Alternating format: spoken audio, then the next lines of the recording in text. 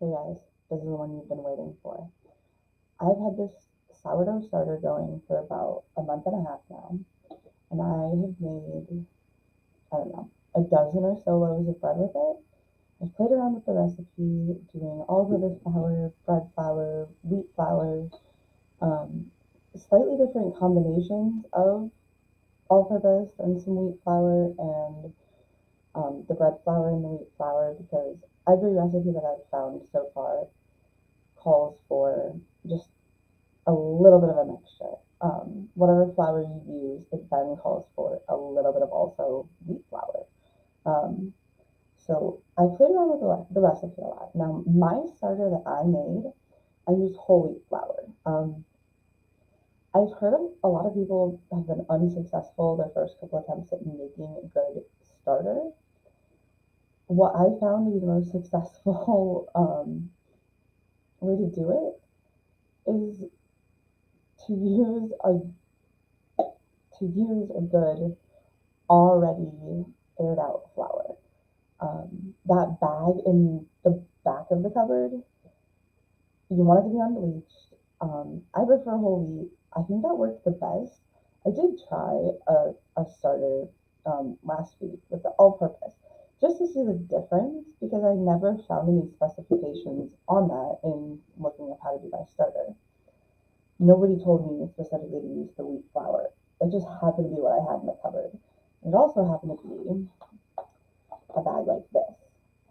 It was already open. I'd already used more than half of it, and it was very lightly sealed. I think that air getting to it, it being stored in the back of my dark, warm cabinet, there was probably a lot of cultures already going on. So if you guys remember back to my first couple videos, I think I showed you guys just a few hours in after I had made my starter, and it already looked like this. So I was really excited, and this is that first starter. It went right off. And then if you might also remember another video, when my first feed, I cut it in half, and instead of discarding that because I wasn't quite sure what to do with it at the time, and I didn't want to waste it, I made a second jar. So I had two starters, and I actually found a friend who wanted to take that starter and try their own bread making journey. So I'm really excited for them. They were gonna go home and try to make 11 tonight and start their bread making journey this weekend. I hope it goes well for them. They have kids that I know will thoroughly enjoy it because I see them cooking with their kids all the time. So I think that's going to be super fun for them, and I'm really excited. I'm really excited to see where they go with that and how that works out. And then if they kill my starter, it's okay, guys. I really don't care. I can give you the recipe to make a new one if you want. So here we go. I think I landed on the name of Bruce. I was thinking Bruce and Babs for my two starters, and I gave away the second one, so they can know what they want. But I'm gonna go with Bruce, like Bruce Wayne, Batman. It was a really good starter. My husband's a dork, you know. We like nerdy shit here, so um, we're gonna make our leaven tonight. I promised my daughter I'd make another loaf of bread tomorrow. She loves to help me fold it, so you need a high-sided glass jar, whatever. I like the ball jars, and I like the wide mouth. You're gonna do 1 cup of your whichever flour you choose. I'm going to do my all-purpose flour. No, I'm sorry. I have always used the all-purpose for the leaven. The loaf of the most recent loaf of the bread flour um, bread that I use, or when I use the bread flour, I did actually make my leaven with my all-purpose. So that's what I'm gonna do now. And then in a high-sided jar, it's gonna take 1 cup of all-purpose flour, 1 tablespoon of your leaven, or not of your leaven, of your starter, ripe and not recently fed. Like I fed it this morning at about 8 o'clock. It's almost 10 o'clock now at night. So it's is ready. He's ready. So I'm gonna take a tablespoon of this, and then like lukewarm room temperature water, and that's gonna be uh, a half a cup, I believe. See, no, let me double check. And I'm giving you the actual measurements, which I know is like, someone's gonna come after me. Yeah, half a cup of water, 1 tablespoon of the starter, and 1 cup of flour.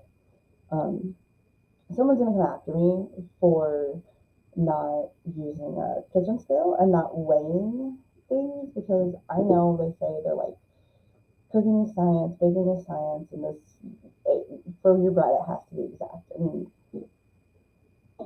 my measurements are my measurements are pretty exact. I've definitely come to terms with the fact that baking is not like cooking. Cooking, I feel like I can just wing it and do what smells and feels right, and like everything will come out good most of the time. Um, Baking is not like that. No. So let's go. I'm gonna start with a tablespoon of my starter. Oh, sorry, I just scared my cat. I'm just gonna use regular tablespoon. I'm gonna take a scoop. This is what my tablespoon looks like. Come for me, guys. I don't care. My bread's been delicious. It's fine. So yeah, that's my tablespoon. That's it. There's only two. I'm gonna feed this later.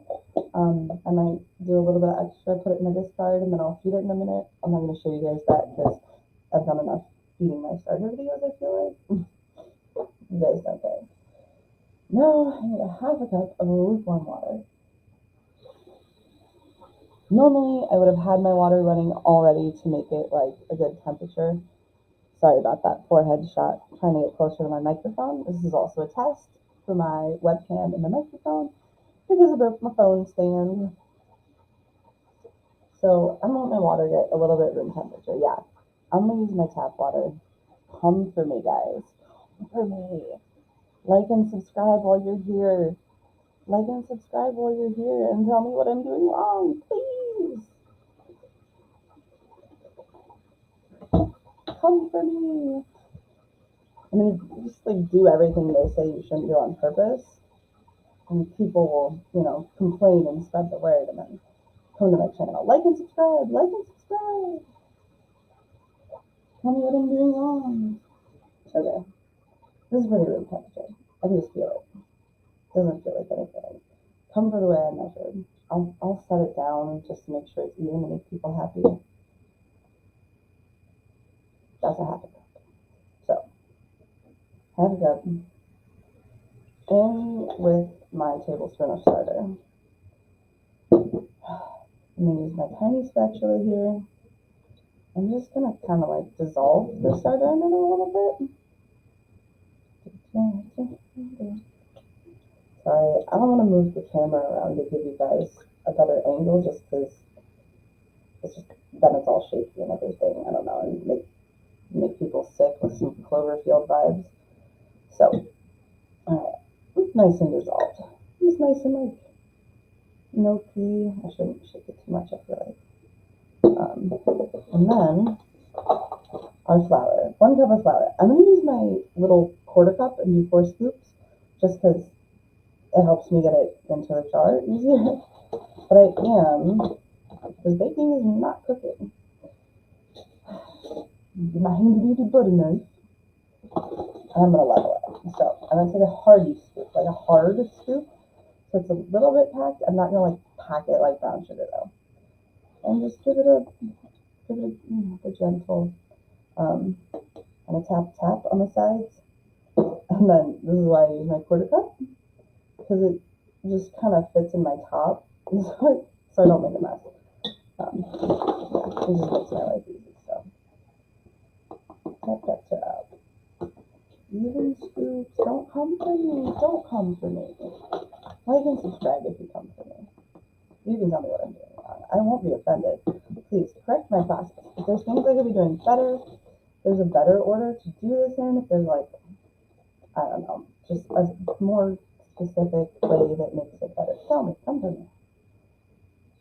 It'd be nice. Let's see.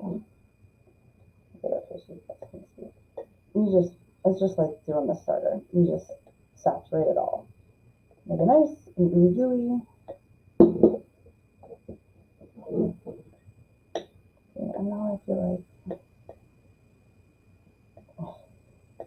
always feel like I did it wrong because it just takes a minute to get it all saturated. A lot of times I like this little spatula that I got from Walmart. A lot of times I actually like to use the opposite end, the wooden handle. Like that, yeah, I don't know. Sometimes it works better. I did make sure to use a wide mouth jar today. The other day I actually picked one of my okay, that's it. I picked one of my small mouth jars and then God, it was just such a pain to like mix it up. It was such a task. Because it just, this way I can fit my whole hand in and really mix it. The high-sided vessel makes it a little bit difficult. But you want something high-sided because it rises. That's, you got to give it room to grow, room to breathe. And then you always make sure, just like your starter, when it's all ready, you set it, you put a lid on it, put a lid of some kind on it. I like to use my plastic, just like my plastic jar lid that I have. I don't think I have an extra one of those right now, actually. So I'll find something else, but like you could literally use like a piece of cheesecloth. I have used we had used cloth napkins. I just have like the linen napkins. I use one of those and put like a rubber band around the top. Because you want it to breathe. You want the bacteria to breathe so that it can, ferment and the bacteria can bubble up and multiply. But you don't want to suffocate it. You don't want to suffocate it. And like, you don't want to leave it open. You just don't want to suffocate in it. So, I just made myself smooth. Okay. I think, see, there's no more dry there. Just gonna make sure you just get all of it, all saturated. Oh, not too dry. So, I think I'm good. Nice and sticky. Sticky and kind of doughy already. And then just, I'm a little bit OCD. I'm going to make sure there's no dry flour bits anywhere. Yeah, I think we like that. So, yeah. So how much it is, it'll rise. Like, it'll come almost all the way up to the shoulders of this jar. It's kind of fun to watch. Maybe I should find a, here. We got a rubber band on my desk. I'll put this on here so you guys can see, just to prove my point there. A lot of people do this with their starter jars, so that they get an idea. We should level out to about there. So it's not really higher, it's just like bunched up. But so yeah. So I'll read that, and then tomorrow you'll see it'll be like up here. It should be, because my guy is really active here, and the starter fluffs up so much. And it really fluffs up quick. I have been questioning whether I even need to wait the full 12 hours. I probably always will, because I do it like, I'll usually make my leaven before I go to bed so that all my process and everything happens first thing in the morning. My kids love to help mix up the dough. My soon-to-be 5-year-old loves helping me fold, and then they like to watch me score. That the loaf I made earlier in the week with the bread flour, I got a request from my oldest to do a tulip design. I was like, I don't know if I'm that artistic, so it's not the best. I might attempt that, maybe work on my technique and see if I can perfect that for her. But we'll pick the fun. I don't know. I might Pinterest some scoring ideas. I see people with stencils. That's a fun one. You kind of like powder your flour over the stencil, and it gives you lines to kind of outline and score around. You get some really cool designs. I saw another one, a woman on Instagram painting her loaf. She had like white frosting that was kind of viscous, not so sticky mushy, and like put other colors in it and watered it down even more and like painted her loaf before she baked it and scored it. And like, it was just gorgeous. So I don't know, we'll play around with some more designs. There will be more parts to this, and then I will put it all together into one so that it's easier to understand. But yeah, that's your leaven. You start the night before. It's 10 o'clock. 10 o'clock at night here, and we just use it at leaven. 1 cup. I know. Come for me because I'm not telling you how many milligrams. I don't have a scale. This is the easiest for most people, I think, and I couldn't find this video anywhere on the internet, so we're doing it. So 1 cup of my unbleached all-purpose flour. Great value brand. How could you? It's not even organic. Is there organic flour? I don't know. I make my starter with the whole wheat. The gold medal brand. Come on. Paid good money for this. This will come from me, guys. 1 cup all-purpose flour. 1/4 cup room temp water. 1 tablespoon of your starter. That's it. Super simple. Make sure your jar has room for it to rise. I've seen a few silly messes. So yeah, make sure your jar has room for it to rise. And then let's see if I can find a cap for a good example for you guys. Maybe. Maybe not. Hold on, what's this? No, that has a hole in it. What have we done? Oh no. I don't even have a big, yeah, I do. Yes, I do. Give me a break. I have to have lids up here. Okay. I'm just gonna take, not that one. Just a regular lid. Okay. And set it on top. You don't want it sealed. So your starter, you want to make sure. This, I use this lid. It's never sealed. Half the time it's crooked on there. I literally just set it on so it sits nice and it looks cute. So you set your lid on, and then I'm gonna put mine here, here on the stove because it's not very bright and it stays relatively even keeled 70 plus degrees. So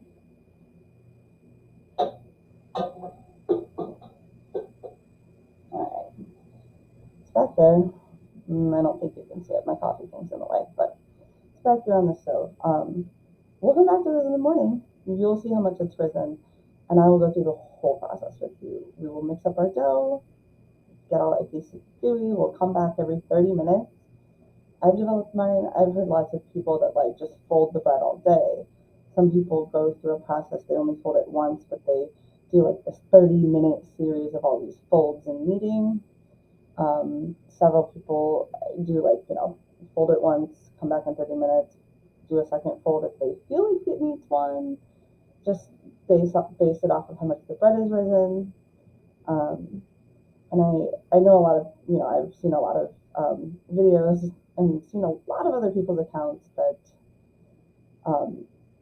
do a pretty basic, just like 2, maybe 3 sets of folds, and then you proof it for about 90 minutes, do your final fold and shaping, and then let it stand for another 2-hour plus proof. My bread flour loaf that I did the other day, I think I did 3 sets of folds. I think I let it proof for just one 3-hour set, and then it was like the difference in the bread flour is crazy. Honestly, the bread flour was, oh my gosh, 4 or 5 times like each little rise in between folds for 30 minutes. I only let it sit for 30 minutes between folds, and each time it was 4 times the size that my all-purpose loaf was. So I'm going to decide in the morning what I'm going to do. I might do another bread flour one because that was just so much different. But I really like the loaves that have come out with my all-purpose flour. It's just a whole different loaf of bread. It gives you this kind of more crispy crust, and then the inside of the bread, it's still spongy and moist, but it's like a more open air crumb. You see those big air bubbles in there, like that ferment really bubbled in the oven. And that bread flour kind of, I don't know where it was. It was such an even loaf of bread with the way that it cooked. It was gorgeous and it tasted so good. It was a little bit sweeter, even. Um, it kind of, I think the bread flour kind of brought out the like wheat. It had like, it was a lot darker. It had a bigger, like a more of a wheat look, but it brought out that sweetness in the grain. So it had like a wheat taste that was just very different from the all-purpose loaves that I did. So we'll just see what I pick in the morning. I might let my kids pick which they liked better. But in my mind right now, I'm thinking the bread flour. All right, so I'm going to start with posting all of the parts that I do separately as I do them. So I'll put this up tonight as soon as I finish, like, I don't know, making sure I don't sound completely terrible. And then I'll post that. So, like, I don't know, maybe 2 people will see it by morning. Who knows? I'm just going to, just, to keep a record. So we'll do everything in parts, and then at the end of the day tomorrow, after we make our bread and I give you guys that finished product, then I'll do it all in one big lump video.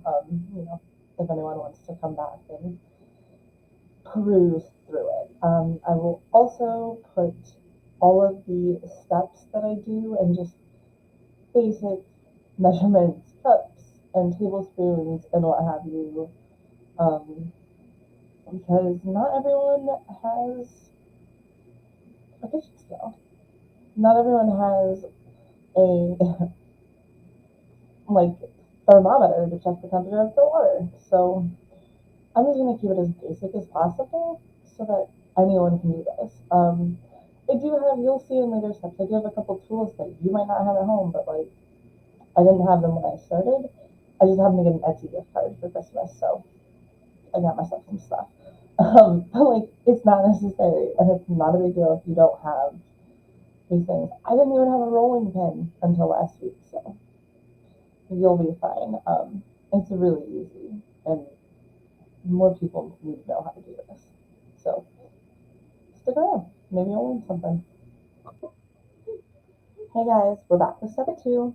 We're gonna mix our dough. So I've got my leaven that I made last night. As you can see, it is more than twice the volume that it was last night. We are nice and bubbly and active from that starter, and this was just the all-purpose flour for my leaven.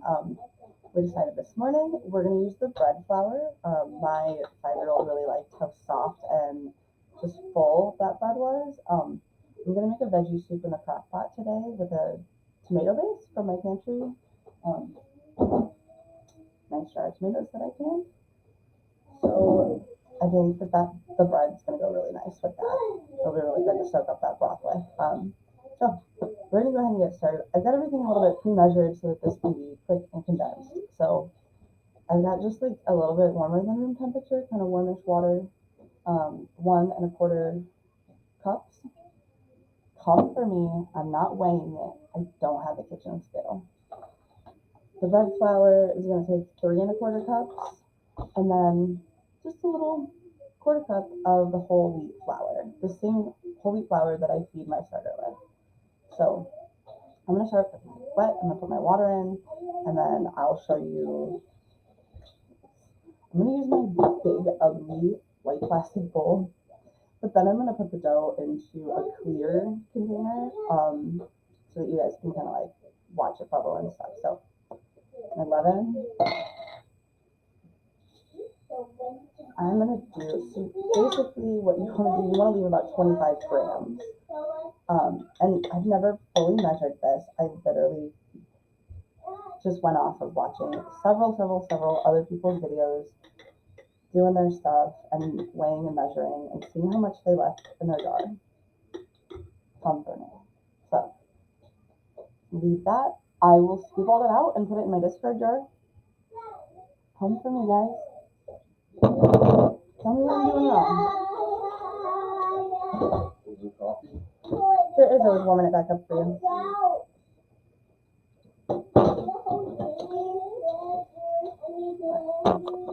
I'm gonna adjust my camera so you can see what I'm doing. If it'll stay like that. Probably not.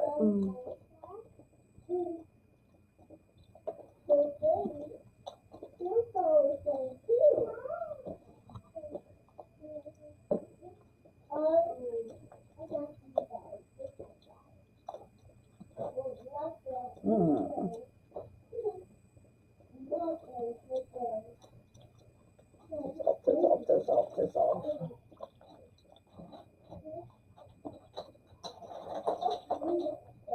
Oh, wipe my hand off real quick. Let's see if I can get a better angle to see what I'm doing.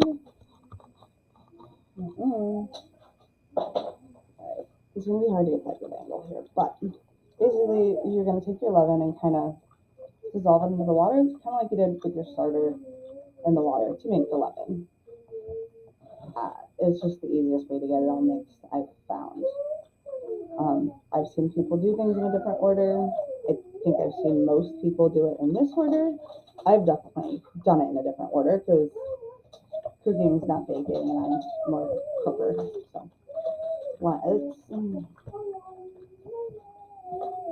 let's say it's good enough. And I'm going to measure out my flour for you guys.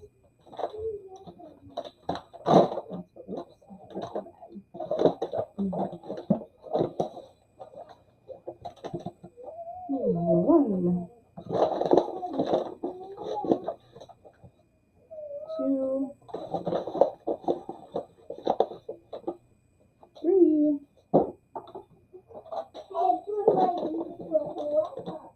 and a quarter. Can you give me a minute on getting that cookie for you? My hand is very gooey, okay? Yeah, give me a minute, baby, because I'm filming. Okay?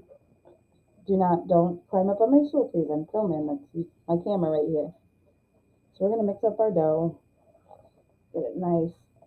I'm very sticky here. I'm very sticky, but we're getting it all together. Okay, so I've told you several times that this is my camera and I'm recording. Thank you. My kids love to help,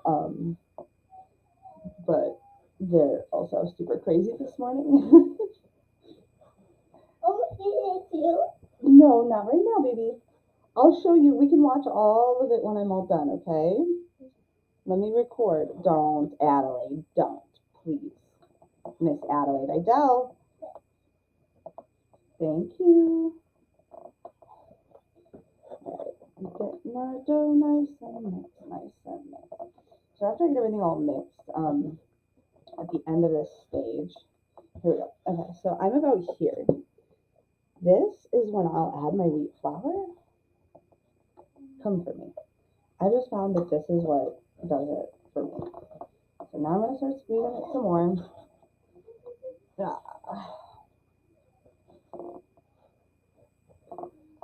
Squeeze.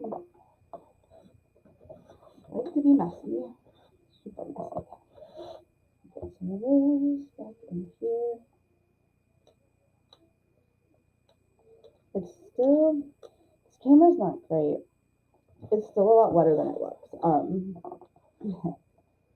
It's just a matter of like kind of squeezing that moisture back out to the surface to soak back up some more of this flour, which is all you're doing when you're kneading and stuff. I do feel a little dry. My oven was a little drier than usual. That's right, it's getting it.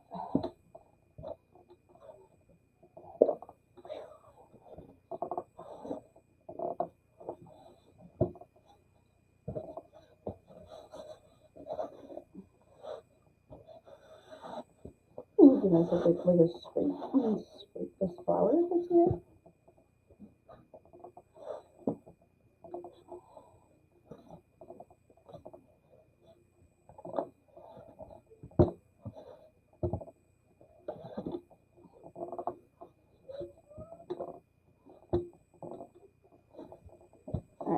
so we've got kind of a nice, rough looking, but fully saturated blob of dough. Flour and water and starter, which is just flour and water. So I'm gonna wash my hands real quick. Hot water. It's good to know your starter will dry like cement. You're gonna wash it off if anything gets on immediately, or just prepare for that item to be ruined. It's very hard to get it off. My sink runs crazy hot water. I find that helps. Hot water helps. So now I'm gonna come back with a wet hand and just squeeze it. And kind of squeeze more moisture into it. Make sure everything is fully mixed. I occasionally, if my loaf, if it feels dry, I'll come back and do it again. This one feels pretty good.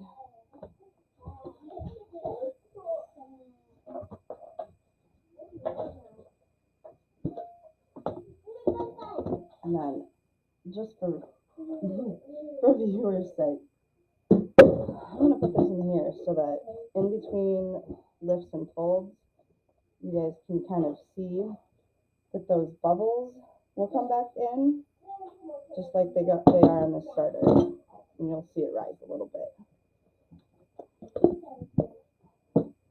And then I'm gonna go put it in my warm spot on top of my stove, and we'll be back in about 30 minutes. And before someone comes for me, I already realized that I forgot my salt. So what you generally want is 2 tablespoons of salt, non-iodized, I think is preferred. I use my pink Himalayan salt. It's just my favorite. It helps with nutrient absorption. It works good. So I came back almost immediately, took my dough back and got my hand wet, and I put my 2 tablespoons in, and I violently reworked my dough a little bit with my wet hand to get that salt in there. Hopefully it mixes in okay. Otherwise my bread is going to taste kind of bland, but whatever. What can you do? I forget salt every other time. The easiest solution, if you forget your salt and you can't manage to get it mixed in, or you're too far into the process by the time you remember, put butter on your bread.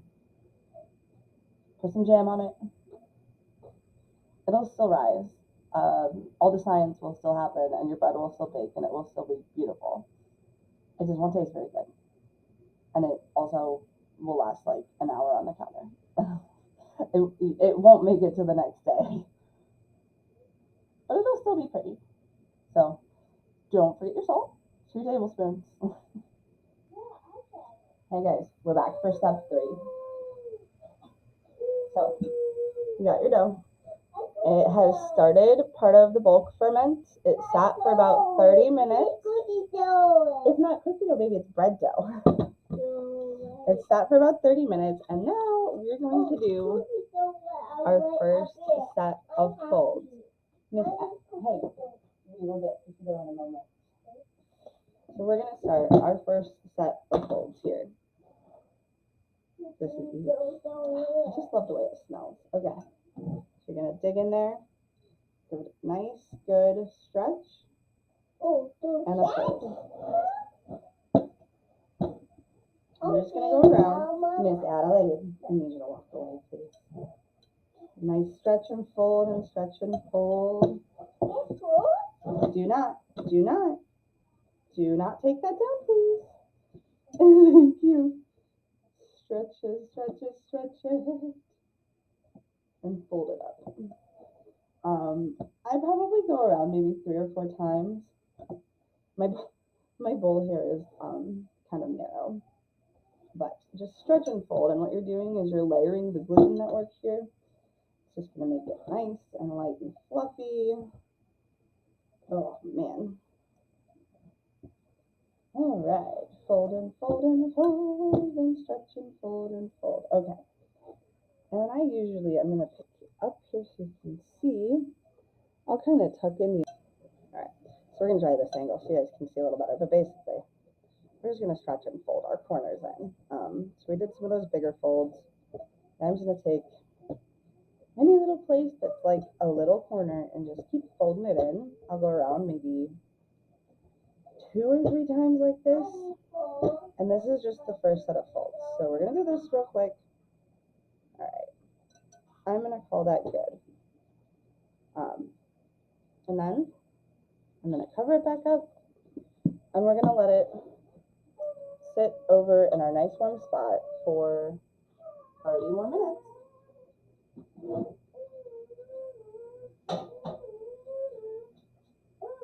you in 30. All right, guys. So we are back for the second set of folds in our bulk fermentation stage. We're about an hour into that bulk fermentation. We got our dough all mixed up nice together. We let it sit for 30 minutes. We gave it our first set of folds. It sat for another 30. I'm gonna grab it. I'm gonna show you guys, I hope you can see these bubbles here. That's your ferment. That's your starter, that active bacteria in there, all that active, fresh, wild yeast that you caught making your starter. It's all of it being active in your dough. So we're gonna open her up. I'm gonna change my angle, give you that downward kind of point of view so you can watch me fold this again. All right, let's go. So you're gonna put your hand in there. We're gonna stretch it up. We're gonna fold it. You gotta give me a minute, okay? We're gonna lift up, go fold it over. All right. Ooh. Gabby's stuck. Ugh. My 3-year-old got her Gabby stuck in the dollhouse. I gotta guess that she's in the slide. You either know what I'm talking about or you have no clue. So we're gonna fold, fold, fold. Again, this vessel's a little narrow. It's not the easiest to work in. I use this so that you guys can see. You can see through that glass so you can see the bubbles when we pick it up. So I'm just gonna keep folding. You see, I'm just folding and folding and folding. Do it to your heart's content. I know that you can do it not enough. Maybe, probably do it too much. I just go around a few times until it looks good. You know, you play it by ear. Everybody's process is a little bit different. This is not law. It's a little bit of science, a little bit of intuition. You just fold up your dough. Just fold it up nice. Stretch your fold. Layer that gluten. All right. And then after this, so after we're done folding here, we're gonna let it sit for 2 hours this time. You could probably do another 30-minute set. I'm literally just gonna like fold this thing in half a few times like this. You can give it another 30-minute and come back and like, you know, fold it up some more if you want. I'm just gonna do these 2 sets of folds for now. And then we're gonna come back in 2 more hours. So it'll be a minute before I see you guys again. I'm gonna come back in 2 hours after this sets. And I bet it'll be more bubbly and it'll be more risen. And after that 2-hour bulk ferment set, then we will do our shaping. Then we will put our loaf in our proofing basket. And I'll tell you about that and I'll give you an alternative as well. All right. We're good for now. I'm gonna cover it back up. I'm gonna put it back in my warm spot. And actually, if it is winter, which is a little bit different, so we've got a small old house. It's usually pretty warm in here. We've got 3 little kids, and we keep it pretty toasty. But on cooler days, or if your house is cooler, turn the oven on. Super simple. I've actually got my oven on at 200 right now just to keep it a little bit warmer. I do recommend you like a little bit warm is better than room temperature. You definitely don't want less than room temperature. Just like the water, at least room temperature, not over 98 though. Okay, just not too hot, but definitely not cold. And yeah, so see you in 2 hours. We're gonna let this sit. I'll show you the bubbles. I'll show you the rise, and then we'll do our shaking. Put it in our proofing basket and move on to the next step. All right, guys, so we've come to the end of our bulk fermentation, and look at that. It's been 2 hours since our last fold. Now, what we're gonna do, first I'm gonna adjust you.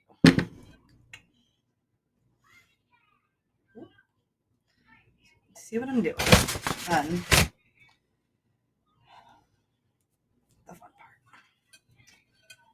We are going to shape our bread and put it into, shape our dough rather, and put it into our proofing basket. There we go. To let it rise to bake. But first,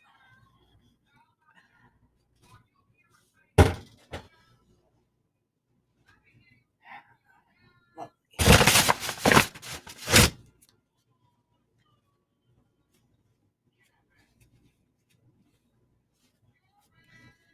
So we're going to do some final folds here and then shape it.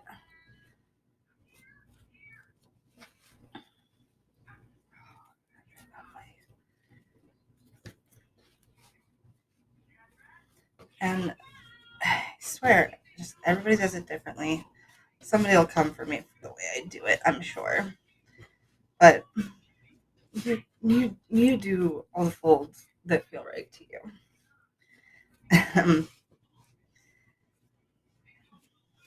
Your final product is your final product, and it's never the same. It is different every time. You'll experiment with different things and try new ways and develop your own techniques.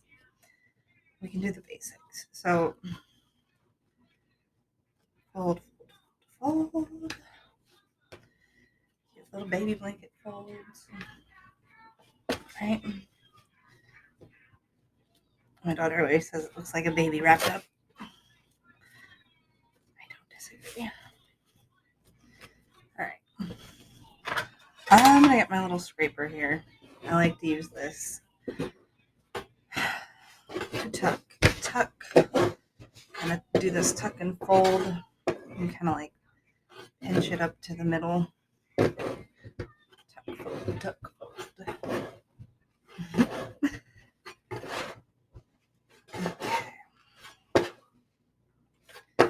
Lovely, lovely.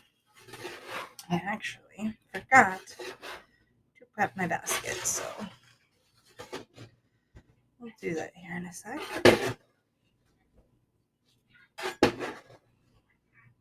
Nice.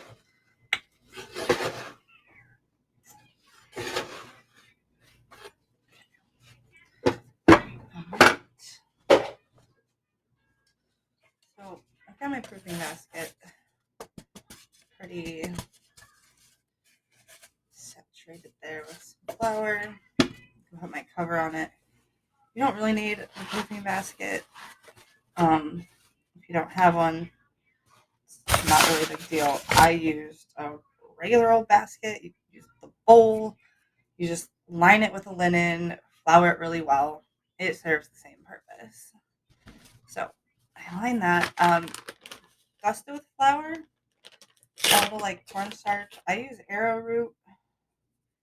Helps make sure it doesn't stick to the linen. All right. So some final tucky foldies here. And you're actually gonna flip this. I'm working with it with my fold side down right now. I'm actually going to flip it folds up into the basket and then make sure that all my little folded ends and what I'm pushing up under here now is stuck together real well. Just like, now I'm just playing with it. All right. Okay. Nice. Okay. I'm going to do pinchy them sides.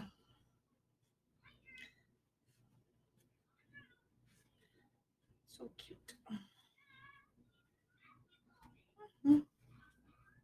And fold, fold, fold. And kind of like, I don't know, close up all the little foldy holes in the in between spaces. Like I said, you feel it out. Again, I'm just playing with it now. Okay. Give myself a little sprinkle. Then you're going to take like just like a nice linen kitchen towel. And actually,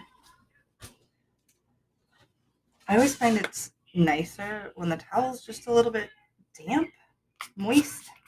So I'm gonna mist it a little bit with my little plant mister here. And give it a shake. All right. And there we go. We're going to put this back into our warm spot on top of my oven here and let it sit for another hour and a half to 2 hours. You can let it go even longer. I think I did 3 hours last time.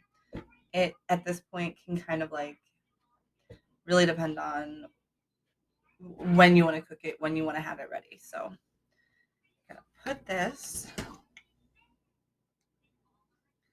back in the warm spot.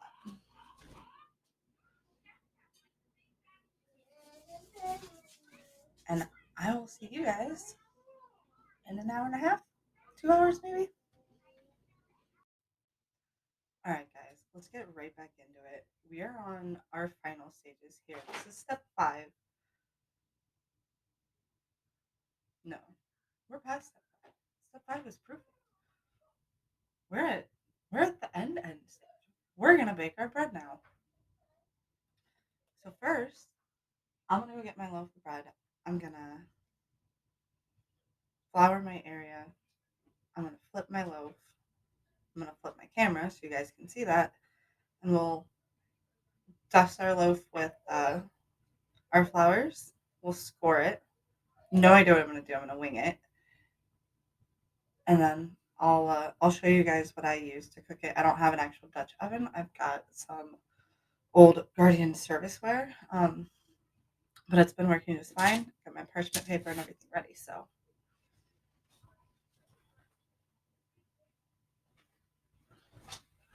also preheat your oven to about 500. If you have a Dutch oven, heat that sucker up to 500. Preheat it, the Dutch oven, in the oven at 500. Then turn the oven down to 45. I've found that preheating my Guardian service at 485 works better. 500 is a little too hot. And then my crust, like the bottom of my bread, cooks way too quick and it's thick and hard and not quite burnt, but pretty well burnt. So let me switch my camera angle so you can see. This is the fun part. All right. Got her pretty. It just comes right back up. I hope you can see. All right.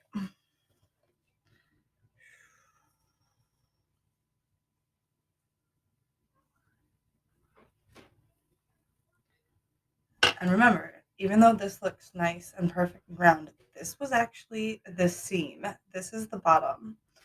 So we're going to flip it gently, as gently as we can. Okay. Wow.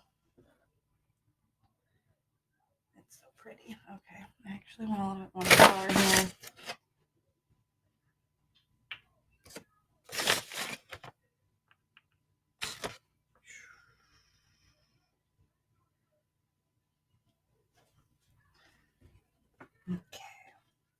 have no idea what I want to do as far as scoring goes, but I do happen to have a nice little tool. It's a very thin razor blade and a handle for it. You put it on and take it off. It's very sharp. It works much better than a knife, but a sharp knife will work just fine.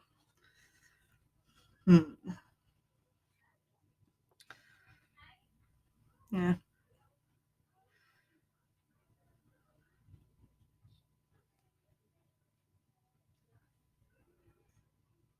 Okay. Mm.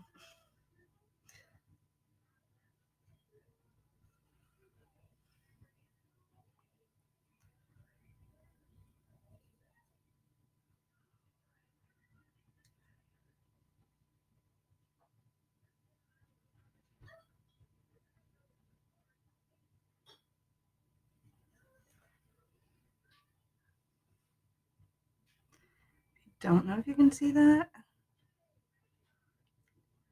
I hope you can see it. Definitely think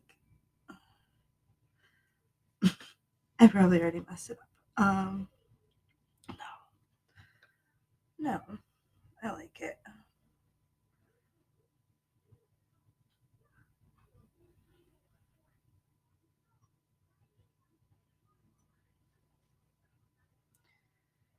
Yep.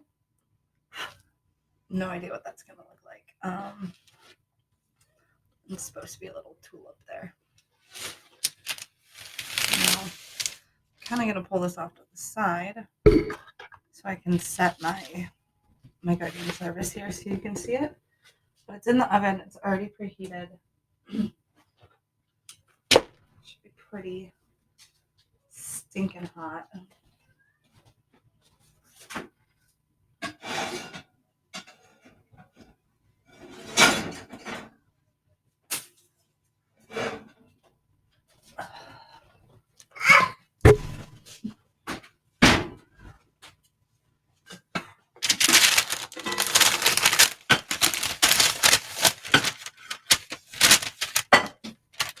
Alright. And you're just going to take your paper.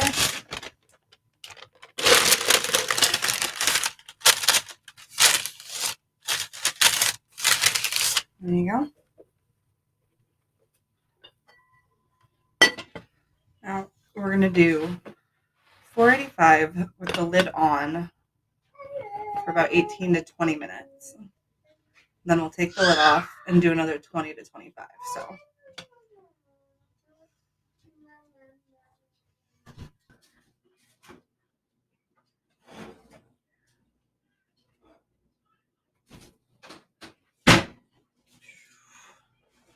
all right.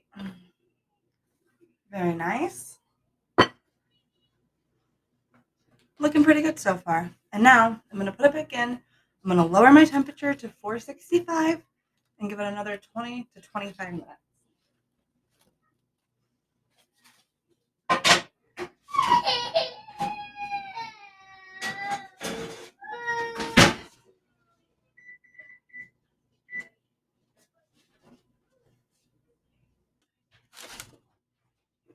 All right.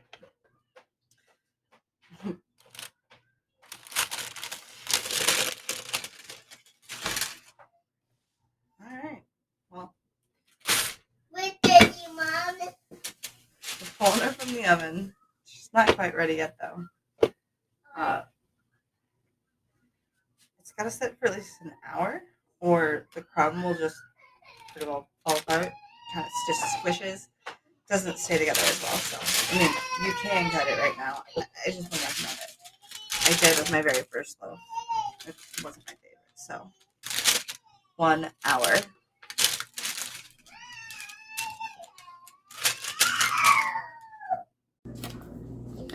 All right, we're gonna cut it. I super hated the camera that was on my computer, so I'm back on my phone. Look to the angle. Let's see. Back it up. Wow. Good job, you did. Teens are on the rise.